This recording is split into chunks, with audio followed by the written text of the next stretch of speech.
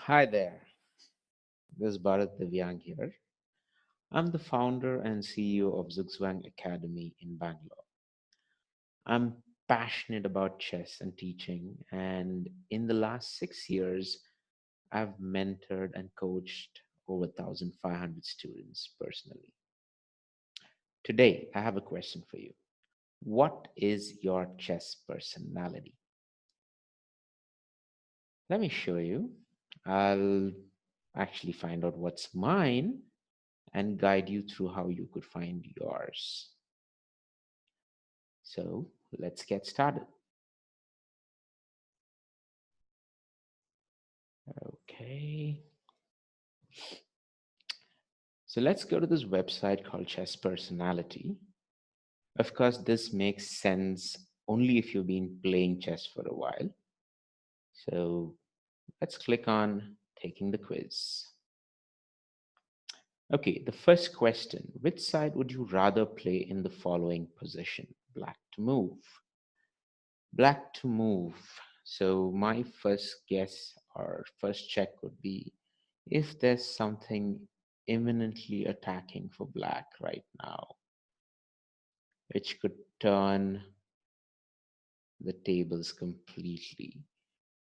Black is constrained in that it can't cancel because the bishop on e7 is kind of hanging if the king were to castle right now. So that puts him under a bit of a constraint. The bishop is under pin, and the knight is also kind of stuck because he needs to support this knight in order to prevent an isolated double pawn. The queen is attacking the c2 pawn, and probably the rook could come here and add on to the attack, but I don't see a lot of play for that, and it looks like white is very, very, very well defended in this position. Coming to white, white does seem to have a more attacking play, and considering my style is more attacking, I would probably go with white. When you play in tournaments, do you usually score with consistent results, or do you often perform on the extreme, either really well or really poorly? Okay, a disclaimer here, it's been more than 23 years that I played a tournament, but back in the day, I used to have pretty consistent results, ending up mostly in the top 5 to 10 any tournament. Which best describes how you think about the position in the Sveshnikov Sicilian? So the first choice is black has given up a critically important square on d5. Black has lots of potential counterplay with the bishop pair and the f5 pawn break. Okay.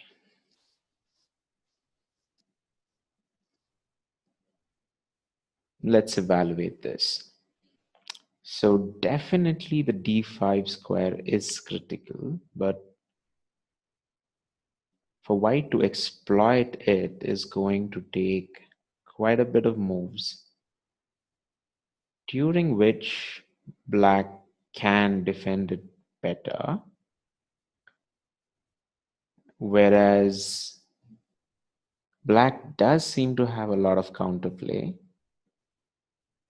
and I would probably suggest or go with B on this. Which statement is closer to truth? I bring my best game when facing opponents I dislike. I don't really notice my opponent. Okay, as much as I would love to state this and say that I don't notice my opponent, I don't think that's been very possible, right? I've been acutely aware of who my opponent is, and I often play and suit my game according to my opponents, because I believe chess has a very strong psychological factor. So I would probably go with A here. Okay, in this position, black just played g5. Your first instinct is As I said, I have been a very attacking player, and to me, given that white's kind of much more open to attack the king side, my first instinct would be to take g5, probably with the knight, and keep the pin going while I could develop both the queen through this as well as probably the rook through this. So, given this, my instinctual first um, move in this situation would be to take g5. Do you play gambits? Yes, all the time. How would you think about whether or not to take g5? I would evaluate the placement of the pieces to decide if the attack seemed promising. I would calculate several variations to decide if white's attack is strong enough. I would probably go with B. While my instinct definitely said that I would take it, I would definitely evaluate it. I would depend on both my instinct, my impulsive play, but my final move is always after evaluating all the candidates and all the variations possible. So I would go with B here. Under serious time pressure, you're more likely to miss a tactic, move pieces aimlessly. So the question is, under serious time pressure, I definitely don't do B, which is to move pieces aimlessly. I think I'm pretty aware of what I'm doing on the board. So I would probably go with miss a tactic. Which of these ideas do you prefer for white? Okay, so given this position, white would trade bishops and put a strong knight on d4, which will prevent any counterplay from black doubling rooks on c-file while defending c2. White should push d4, temporarily misplacing black's dark squared bishop, and then start an attack along on the king side with f5, where the black king sits alone. Okay. So exchange the rooks and get the knight here to prevent this, which seems a little defensive. And there is no specific attack for white once this gets exchanged and the knight comes here, except for the fact that the knight could defend c2. I don't see the knight or white actually playing anything to kind of, extend its strength in this position, but rather try and neutralize any kind of advantage that black has with an open C file. So to me, pushing the pawn further up, displacing the bishop, and then using f5 to bring about an attack seems far more promising and impressive. So I would definitely go with white pushes d4. You start the game out with d4. Would you rather your opponent play d5 or f5? Considering most of the time people would play more d5 than f5, but I love the offbeat games. So anybody plays f5 is something that I would definitely look forward to. You've been ahead a pawn for most of the game, but after tough resistance from your opponent, you have only 5 minutes left in the position. Should you play on or offer your opponent a draw?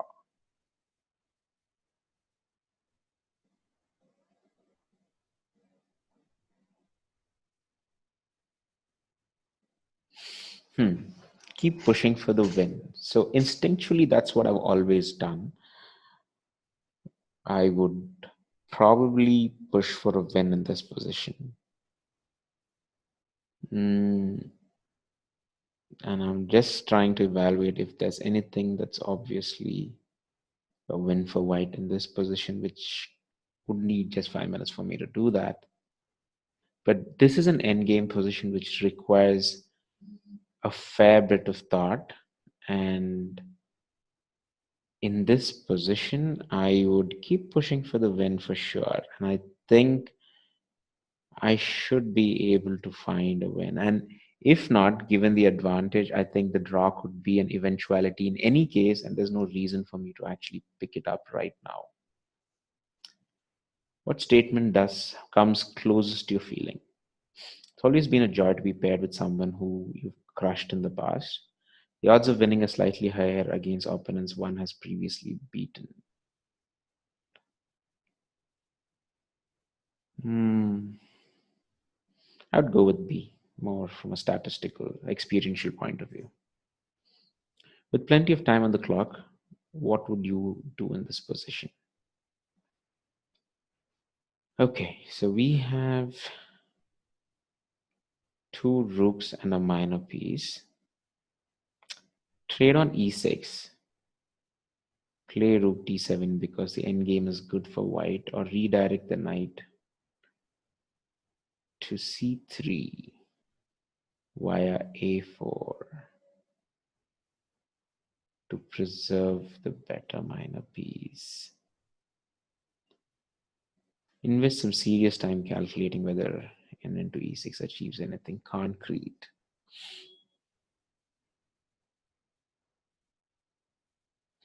Given the fact that there is a lot of time on the clock, because rook d7 really doesn't cut it.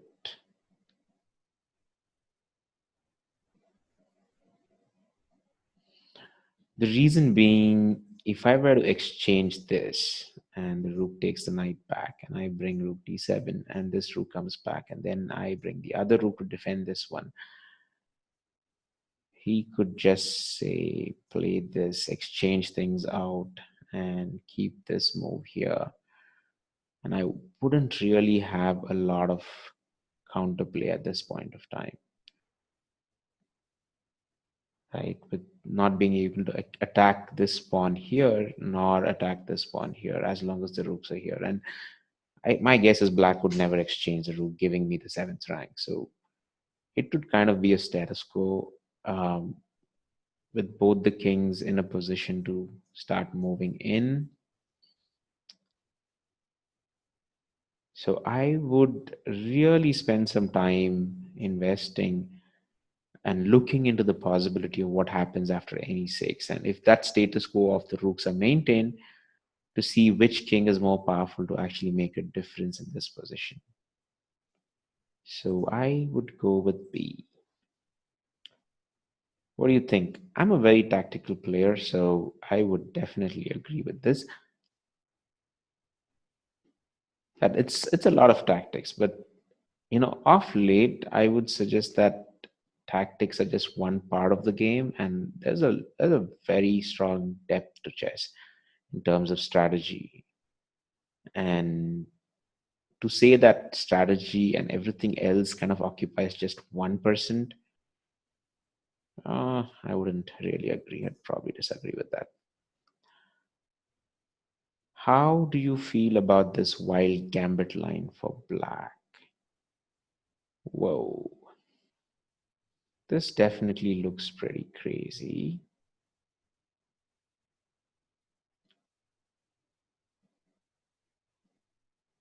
With white to move, so he is probably going to escape from here. I really don't have any counterplay. I just see,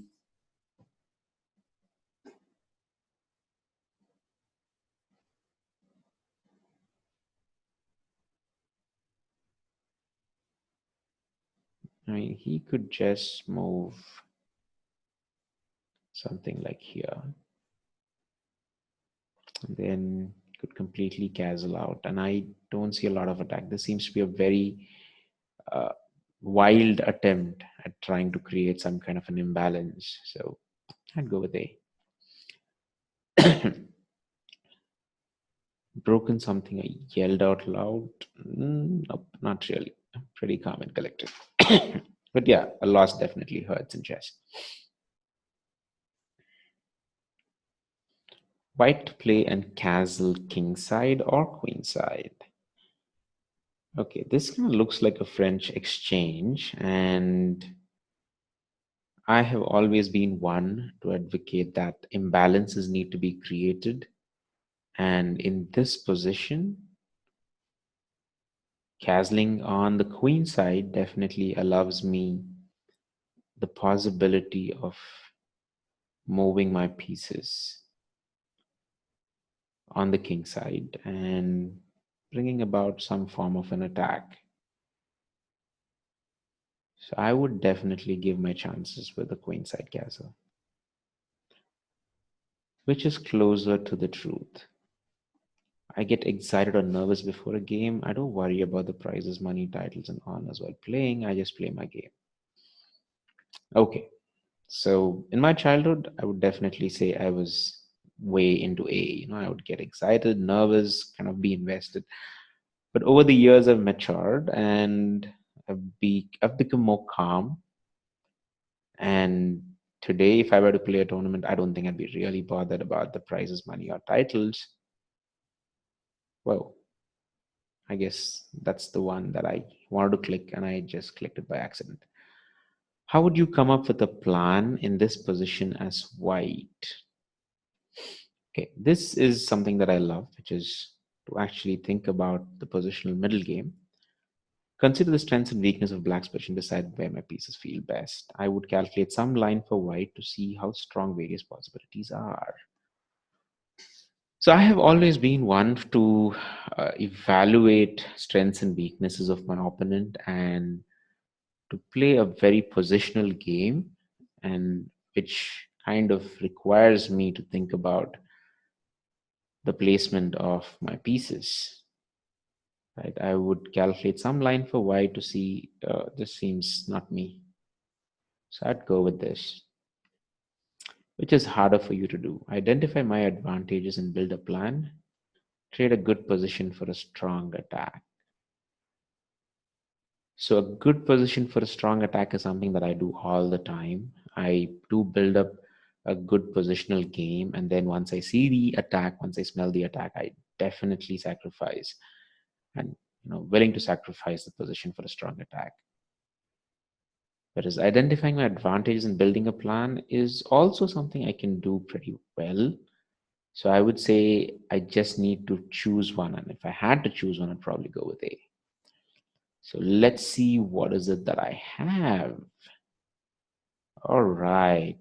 So my chess personality is that of a grinder.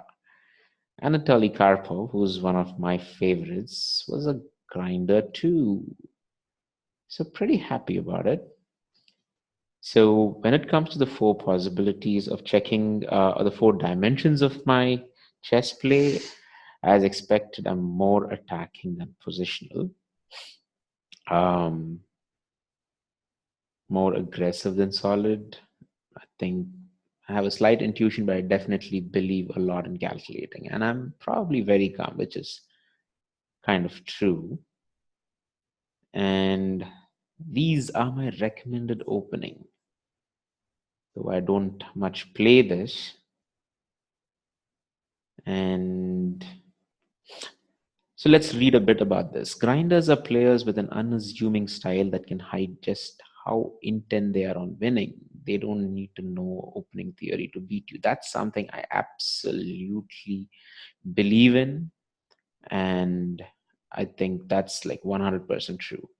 They don't need to have an advantage to beat you. They don't even need to have an equal position to beat you. Grinders have good positional skills and are usually most at home in end games, which I'm not so sure about because middle game is my forte.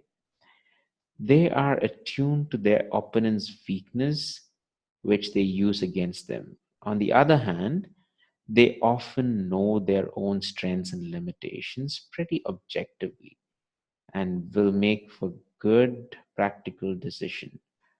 It's hard to take advantage of a grinder's weakness and if you don't have much luck getting errors out of them by applying pressure. All right, so I'll take that any day. So this is my chess personality, and maybe I could share that on Facebook.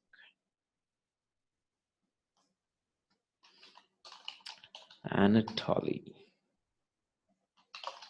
Karpov it is. Let's share it.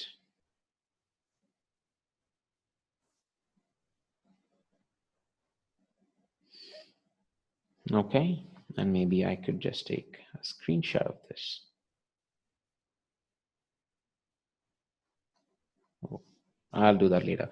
So here's what you could do. You could go to chesspersonality.com and go through the question just as I did. And if you could share the result in the comment section below, that would be absolutely great. And if you have any questions, please post your comments and I would be happy to answer them. I hope you found this enlightening and has helped you understand your play of style or your play or your style a little better. All right, that's about it for today. Thank you so much.